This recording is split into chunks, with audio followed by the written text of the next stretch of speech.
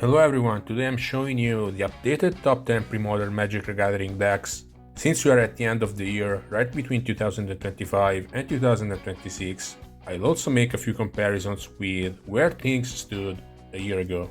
Usually, for practical reasons, I represent deck patches in a virtual format because I'm trying to cover all of them and it's a quite demanding task. So now, let's enjoy some cardboard beauty. Back to the metagame, we've seen the rise of a new archetype, Blue-Red Tinkerfling. We have also seen Enchantress establish itself quite convincingly.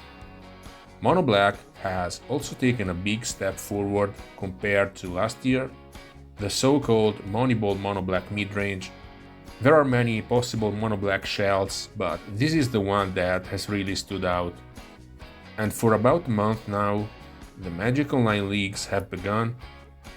For now, I don't think they've had much impact. One thing I want to say is that this Magic Online experience brought back some memories. I seem to recall that at some point in Standard, they used to publish only one 5-0 list per archetype so as not to influence deck choices too much, but that's not the case here.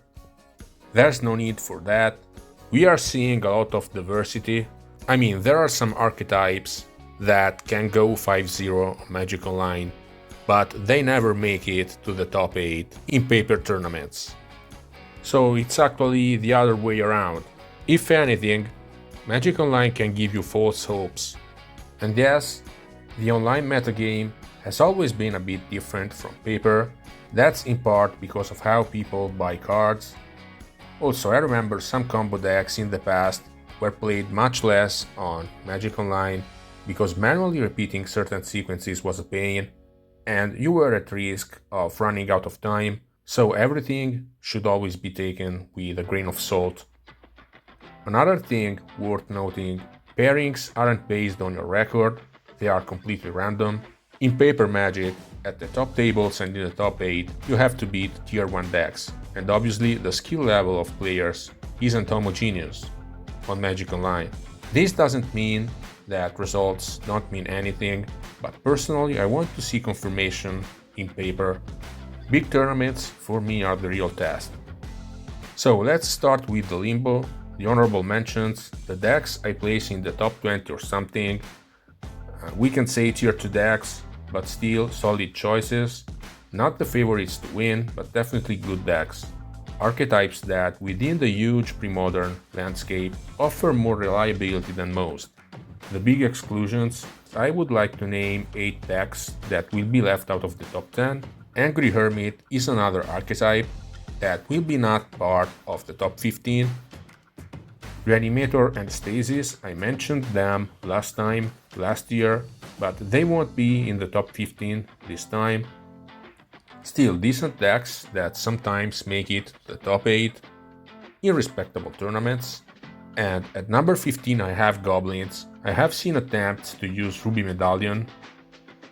Cute on paper. The problem is that Naturalize is a great card and people love having access to it. Running Ruby Medallion means adding more non-creature spells, which is bad for Goblin Ring Leader. And there's also a space issue. Goblins is a beloved deck, it sees play, but as time goes by, it just doesn't put up many results. So unfortunately, it has been disappointing.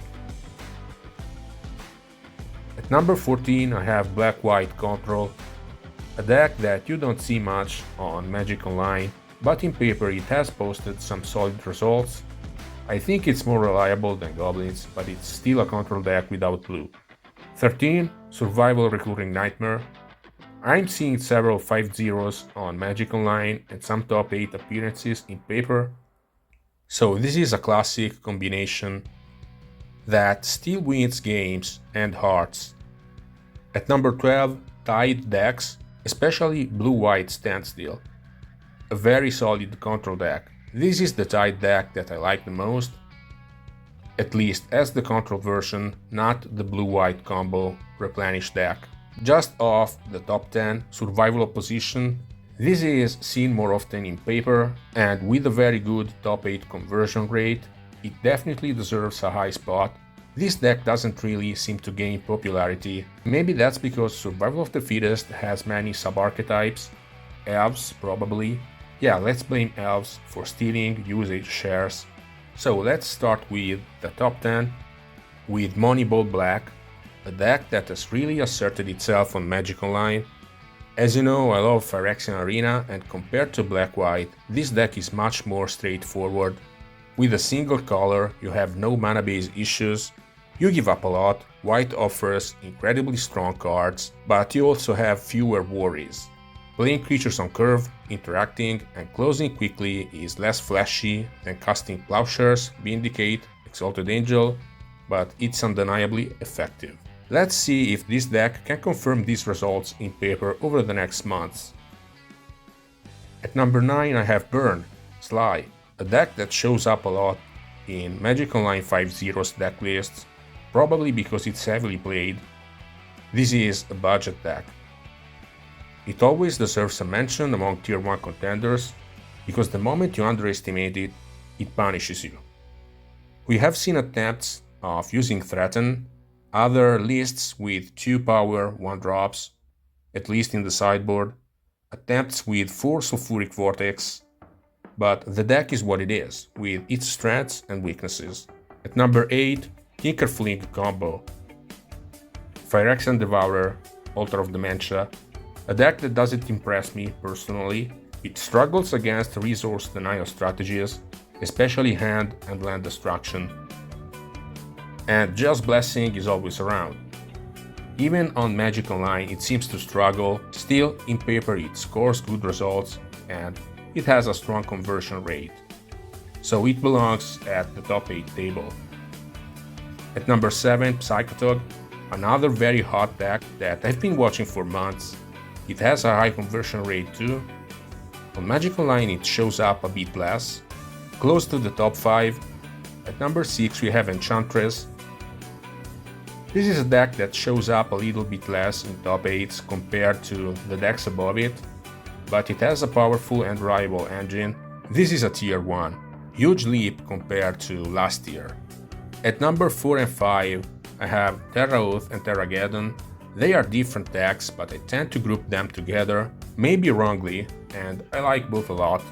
Anyway, I placed them interchangeably at 4th and 5th place. In the top 3, Blue-White Replenish. I want to keep these in the top 3. Lately everyone is playing Mana Leak in the main deck, and I don't like that choice. This is a combo deck and I trust Mengucci's list. He absolutely terrorized tournaments with it. And I think Replenish and Stifle Knot are somewhat the ceiling of what you can do in Premodern in terms of consistent combos. So my runner-up is Elves. A deck that isn't played very much. I suppose the price of Just Cradle and Survival of the Fittest is a factor, but still, it sneaks into top 8s with a very high conversion rate, definitely a both powerful and well-positioned deck. These are 2 necessary traits for earning a high spot on the list. So clearly, we are left with Stifle Knot. This is a deck that is dominating both online and in paper. There isn't much to say. Personally, I'm not entirely convinced, maybe because my Black-White midrange is extremely well positioned against it. But at some point you have to set aside your personal experience and accept the evidence. I proclaim Stifle Knot the deck to beat in 2026. That's everything. I tried to be as objective as possible, putting personal preferences aside. I also told you clearly which decks I'm biased towards. Discussion is welcome, and I think a video like this exists precisely to spark conversation. So thank you in advance to everyone who made it this far and who will join the discussion. Happy New Year!